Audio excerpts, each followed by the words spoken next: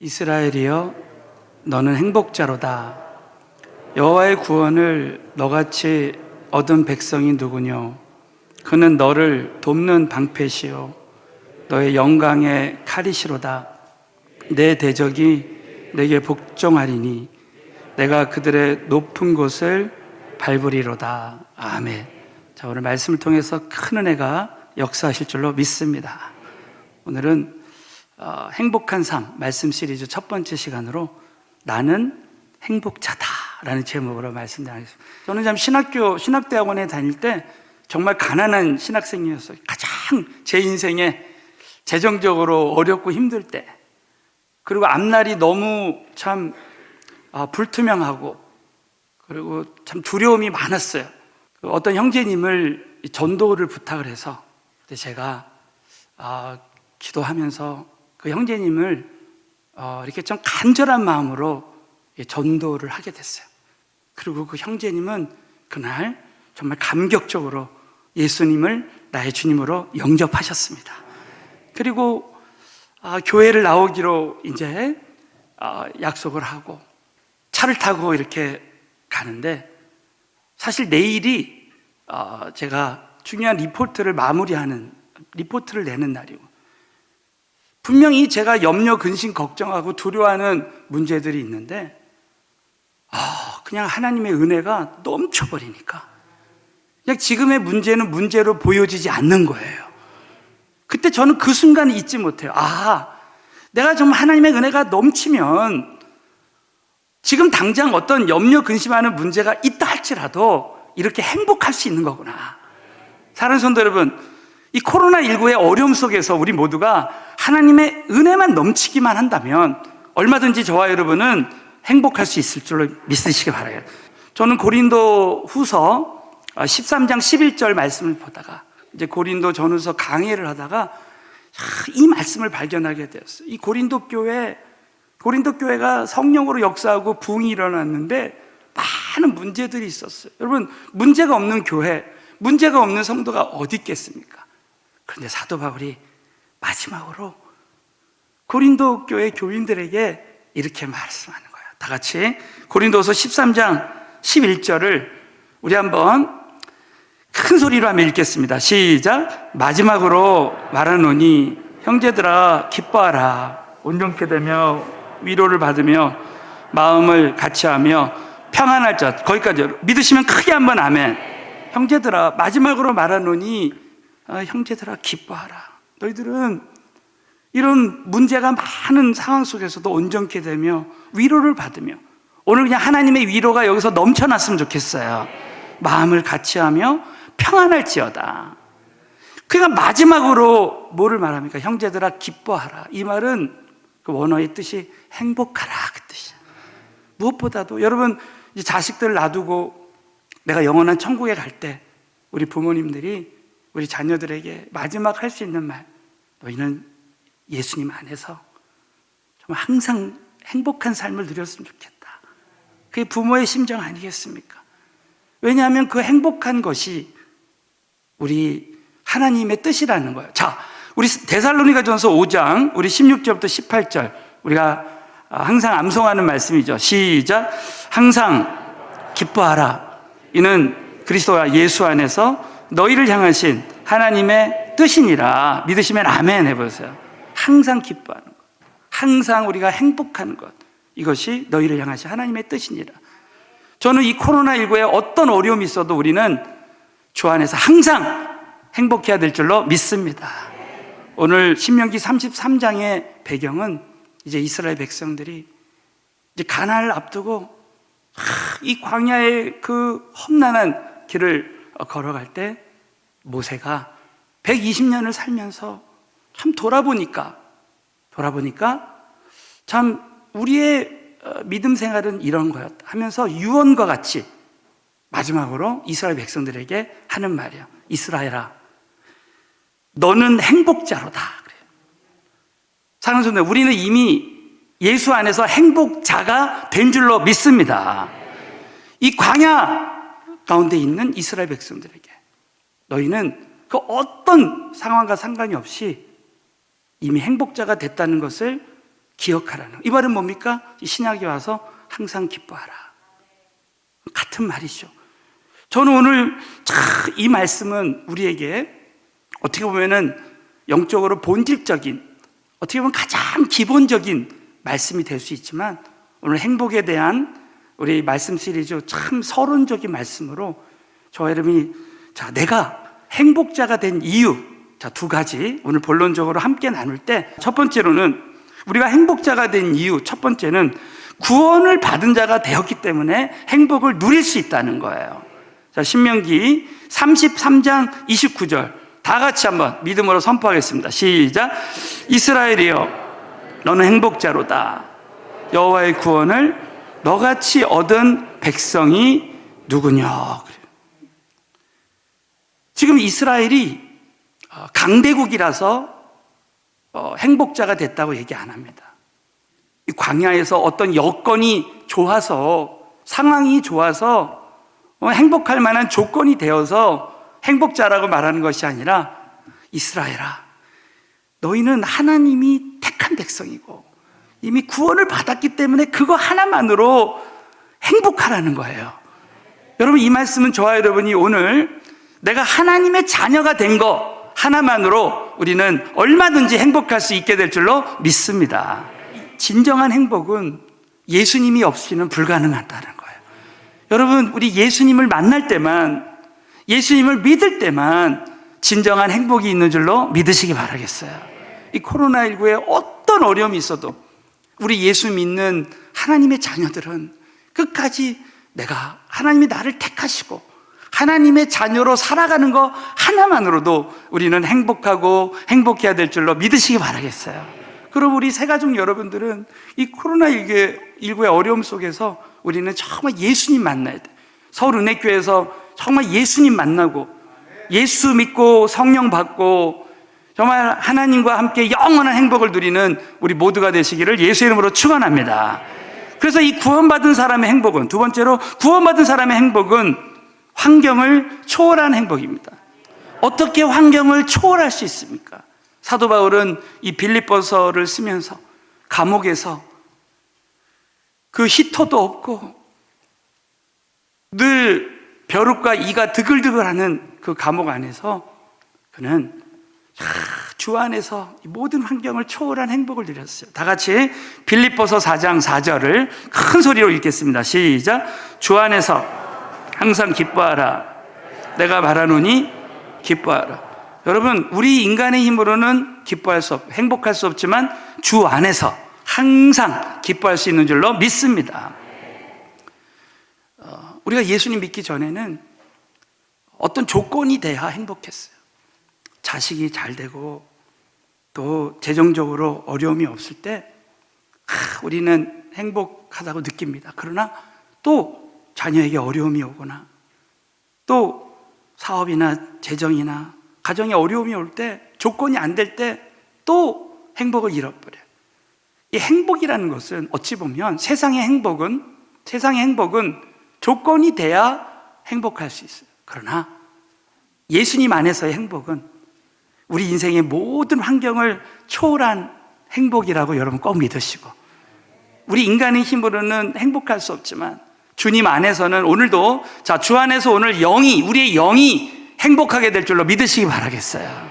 그러면 저와 여러분이 신앙생활 할 때 꼭 잊지 말아야 될 것은, 그래, 이 행복이라는 것은 하나님이 함께하지 않는다면 우리는 절대 행복할 수 없다는 거예요. 그래서 시편 16편 11절 우리 다 같이 한번 시편 16편 11절 시작. 주께서 생명의 길로 내게 보이시리니 주의 앞에는 기쁨이 충만하고 주의 우편에는 영원한 즐거움이 있나이다. 믿으시면 크게 한번 아멘. 늘 주의 앞에는 기쁨이 충만하고 주의 우편에는 영원한 즐거움, 영원한 행복이 있다는 거예요. 여러분, 이 땅에서 행복만이 행복이 아니라 우리에게는 영원한 행복이 있는 줄로 믿으시기 바라겠어요. 그러므로 우리는 예수님 안에서 지금 어떤 조건이 되어서 행복한 그런 삶이 아니라 우리는 예수님 안에서 늘 이 환경을 초월한 행복을 누리는 그런 영적 훈련이 돼야 됩니다. 어느 목사님 부부가 셋째 아이가 태어났는데 이 아이가 다운 증후군에 걸렸어요. 이 태어난 셋째 아이가 다운 증후군임을 알았을 때 목사님은 한마디로 절망과 낙심과 슬픔이었습니다. 하나님 왜 하필이면 나에게 이런 가혹한 시련을 주십니까? 왜 하필이면 나에게? 몇 날 며칠을 슬픔에 젖어서 원망적으로 기도하는 목사님에게 하나님이 너는 지금까지 나 때문에, 하나님 때문에 기뻐하는 것이 아니라 조건 때문에 기뻐하며 살았구나 라고 책망하셨습니다. 그래서 그때부터 정말 하나님 앞에 하나님 음성을 듣고 회개하기 시작했어요. 그리고 나서 아이를 보니까 너무 놀랍게도 그렇게 보기도 싫던 아이가 사랑스럽게 보이기 시작했습니다. 깨달은 은혜는 하나님께서 우리 가정을 귀하게 생각하셨구나. 다른 가정에 보내셨으면 태어나기도 전에 이 아이가 낙태돼서 죽었을 텐데 하나님께서는 우리 가정을 믿으시고 이 아이를 우리 가정에 주셨구나 라는 사실이 깨달아지니까 다시 한번 그 하나님의 은혜가 넘치게 되었어요. 어느 날 하루는 6살 먹은 그 아이에게 꼭 필요한 선물을 사다 주었는데 정작 그 아이는 싫다고 선물을 받지도 않고 우는 것이었습니다. 선물을 받고도 화를 내고 우는 큰 아이를 보면서 내가 저 아이와 같구나, 내가 원하는 것이 아니라고 해서 슬퍼하고 낙심 중에 있는 자기 자신을 보면서 하나님이 이 아이를 통해서 나를 깨우치시고 나를 하나님이 쓰시는 도구로 세우려고 이 아이를 선물로 주셨구나 라고 깨닫고 나니까 아이가 오히려 나 때문에 고생을 하는구나 라는 생각이 들면서 모든 마음의 슬픔과 고통이 다 떠나가고 마음의 감사함이 임했다라는 것입니다. 다운 증후군에 걸린 이 셋째 아이가 태어났을 때 목사님 부부는 이 아이가 목회에 지장이 될 줄 알았다는 거예요.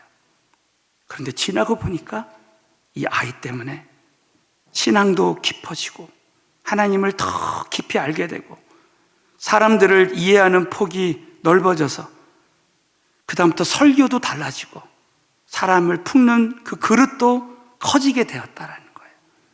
결국은 다운 증후군 걸린 그 아이가 하나님의 선물이었고 결국 예수님 안에서 모든 환경을 초월한 행복을 누릴 수 있게 되었다라는 것입니다. 할렐루야.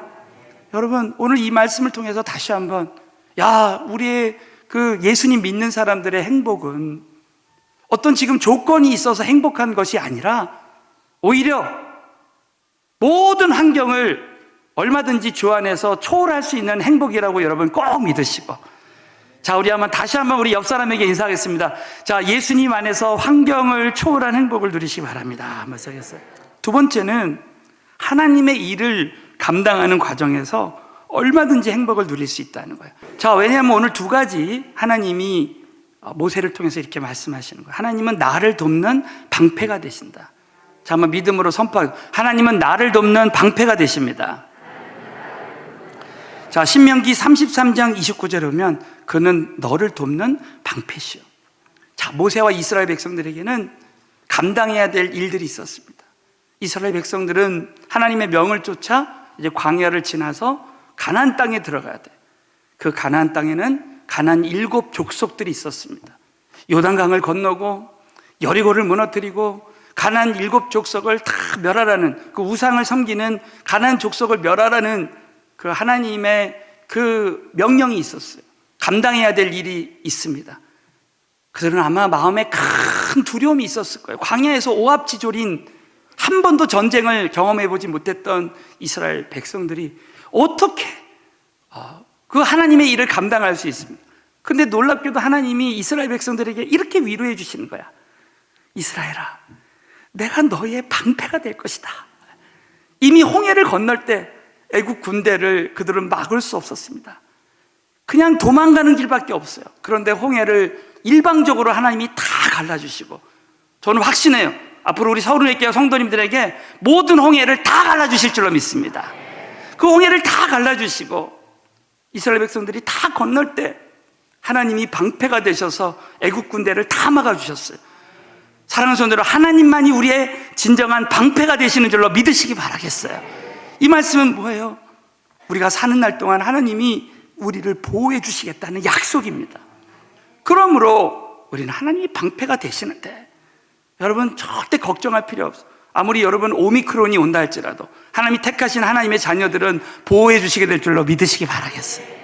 두 번째, 하나님은 나의 영광의 칼이 되시기 때문에 하나님의 일을 감당할 때 얼마든지 승리할 수 있다는 것입니다. 신명기 33장 29절 시작. 그는 너의 영광의 칼이시로다.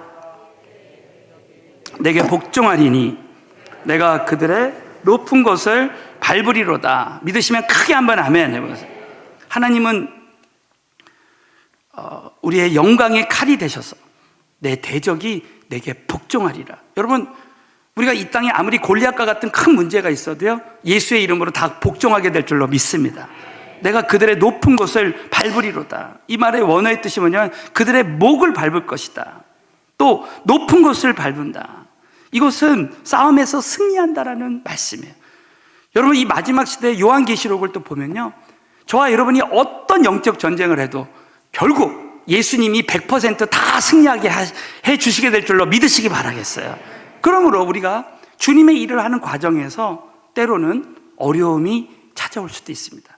그러나 여러분, 오늘 이 말씀은 우리 모두가 마침내 행복을 누리게 될 거라신.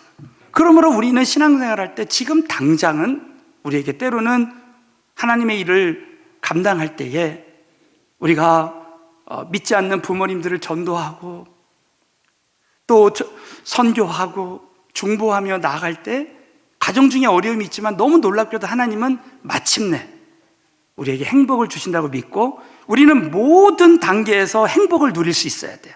하나님은 아브라함에게 말씀하셨어요. 이제 이스라엘 백성들이 애굽에서 400년 동안 노예 생활을 하다가 결국은 많은 재물을 갖고 나올 것이다. 자, 이스라엘 백성들에게 고난을 예고하지만 결국은 마침내 행복을 주실 것이다. 그 말씀이 자, 창세기 15장 13절부터 14절에 나옵니다. 다 같이 한번 읽겠어요. 시작. 여호와께서 아브라함에게 이르시되 너는 정령이 알라. 내 자손이 이방에서 객이 되어 그들을 섬기겠고 그들을 400년 동안 내 자손을 괴롭게 하리니 그 섬기는 나라를 내가 징치할지며 그 후에 내 자손이 큰 재물을 이끌고 나오리라. 할렐루야. 그 후에 내 자손이 큰 재물을 이끌고 나오리라. 마침내 행복을 주신다는 거예요. 여러분, 우리 예수님도 십자가의 그 고난에 그 과정에 어려움이 있었지만 마침내 주시는 행복을 바라봤어요. 그 말씀이 히브리서 12장 2절입니다. 믿음의 주여 또 온전케 하시는 예수를 바라보자. 저와 여러분은 오늘도 예수님만 바라보면 무리를 걷는 기적이 일어날 줄 믿습니다. 예수를 바라보라. 저는 예수님은 그 앞에 있는 즐거움을 위하여, 지금 성경의 기쁨, 즐거움, 평안 이런 말씀은 다 행복이라고 번역할 수 있어요. 그 앞에 있는 행복을 위하여 십자가를 참으시고 부끄러움을 개의치 아니했다는 거예요. 여러분, 때로는 우리가 전도하다가 참 내가 부끄러움을 느낄 때가 있어요. 주의 일을 감당하다가 부끄러움을 느낄 때가, 그런 거 개의치 않는다. 왜? 마침내 행복한 사람이 진짜 행복한 사람이 되거든요. 그러므로 지금 늘 그 행복을 누리고 형통을 누리라는 거야. 자, 창세기 39장 2절에 보면 우리는 이미 행복한 자, 형통한 자가 되었다는 믿음을 가져야 돼요. 자, 우리 한번 다 같이 읽어볼까요? 시작. 여호와께서 요셉과 함께 하심으로 그가 형통한 자가 되어 그 주인 애굽 사람의 집에 있으니. 여러분, 요셉은 하나님과 함께 하심으로 형통한 자, 이미 행복한 자가 되었어요. 저와 여러분은 이미 예수 믿는 사람들은 이미 형통한 자, 행복한 자가 이미 된 줄로 믿습니다. 그러므로 우리는 모든 단계에서, 모든 과정 속에서 우리는 행복을 누릴 수 있어야 되고, 특별히 지금 당장은 우리 자녀에 대한 어려움이 있고 전도 대상자를 전도하는 어려움이 있어도 우리는 미리 보는 기쁨. 자, 빌립보서 4장 1절에 보면요, 그러므로 나의 사랑하고 사모하는 형제들, 사도 바울을 통해서 전도된 빌립보 교회 형제들을 보면서 나의 기쁨이요, 면류가 아닌 사랑하는 자들아, 나의 상급이라는 거예요. 나의 기쁨이요. 그 과정 중에 많은 어려움이 있었지만 결국 그 사람, 전도된 사람들 자체가 행복이라는 거예요. 그러므로 저와 여러분이 때로는 우리가 전도하면서 과정 중에 어려움이 있지만, 자녀들을 기르면서 가정 중에 어려움이 있지만, 우리는 시편 100편 2절에 보면 기쁨으로 여호와를 섬기라는 거예요. 노래하면서 그 앞에 나아갈지어다. 여러분, 저와 여러분의 가정에 또 자녀들에게 아무리 큰 기도 제목이 있고 어려움이 있어도 미리 보는 기쁨, 마침내 행복을 주시는 하나님만 바라보고 우린 끝까지 기쁨으로 섬겨야 될 줄로 믿으시기 바라겠어요. 저는 이 말씀을 묵상하다가 윌마 루돌프라는 그 사람이 생각이 났어요. 그녀는 어렸을 때 소아마비로 태어났습니다. 한쪽 왼쪽 다리가 비정상적으로 마른 소아마비 환자였습니다. 근데 그는 감사하게도 믿는 가정에서 태어났어요. 그래서 그 부모님들은 끝까지 자녀를 위해서 기쁨으로 기도해 줬어요. 그 아이는 보족을 항상 했습니다. 보족을 하지 않으면 걸을 수 없어요. 그래서 막 쩔뚝쩔뚝 걷는 그 아이가 이제 학교에서 돌아오면은 그 아이의 다리를 주무르면서 기도했습니다. 하나님, 우리 딸 윌마도 다른 아이들처럼 걸을 수 있게 해주세요. 걸을 수 있게 해주세요. 그리고 또 아빠가 또 손을 얹고 기도하고 기도해요. 결국 여러분 4년 후에 이 아이는 걷게 되었습니다. 걷게 되었어요. 그래가지고 이 아이가 그 부모를 통해서 그 부모의 기도를 받고 자란 그 자녀는 반드시 믿음의 사람이 되는 거예요. 여러분, 우리 부모님들의 기도는 반드시 헛되지 않고 자녀들을 위해서 다 쓰임받게 될 줄로 믿으시기 바라겠어요. 그래가지고 이 윌마가 하나님 저 걷게 해주세요. 그리고 뛰게 해주세요. 그렇게 기도할 때 어떤 일이 일어나냐면 중학교 2학년 때 처음으로 47명의 반 친구들을 다 물리치고 달리기를 1등 해버렸어요. 달리기를 1등하고 또 고등학교 2학년 때 학교 대표 선수가 되고, 그리고 여러분 정말 놀랍게도 1960년도 로마 올림픽에서 100m, 200m, 400m 3관왕이 되는 역사가 일어났습니다. 이런 진짜 하나님이 하신 일이죠. 여러분, 그건 뭡니까? 부모님들이 지금 당장의 그 아이의 상황을 보지 않고 미리 보는 기쁨, 미리 보는 그 행복, 마침내 이 아이를 통해서 하나님이 역사하실 것이라는 그 믿음, 미리 보는 그 행복을 믿고 나아갈 때 그런 기적이 일어난 줄로 믿으시기 바라겠습니다. 사랑하는 성도 여러분, 우리는 이 코로나19의 그 문제에 사로잡혀서 늘 걱정과 염려와 두려움 가운데 지낼 수 있습니다. 그러나 오늘 이 말씀을 통해서, 아니 오늘부터 우리 서른의 교회에서 그전에도 주 안에서 행복한 삶을 살았지만 정말 우리 모두는 이 모든 상황 속에서 광야를 사는 이스라엘 백성들에게 하는 모세를 통해서 너는 이스라엘아, 너는 행복자로다 주신 이 말씀을 꼭 믿들고, 여러분 우리 모두는 이미 예수 안에서 행복자가 된 줄로 믿으시기 바라겠어요. 그래서 내가 구원받은 거 하나만으로, 하나님의 자녀로 살아가는 거 하나만으로, 그리고 주 안에서 모든 환경을 초월한 그 행복을 누리고, 여러분이 어떤 주의를 감당하면서도, 성가대를 하면서도, 찬양팀을 하면서도, 교회를 섬기면서도, 교회를 위해서, 선교를 위해서 기도하면서도 미리 보는 행복을 바라보고 모든 단계에서 행복을 누리게 되시기를 예수 이름으로 축원합니다.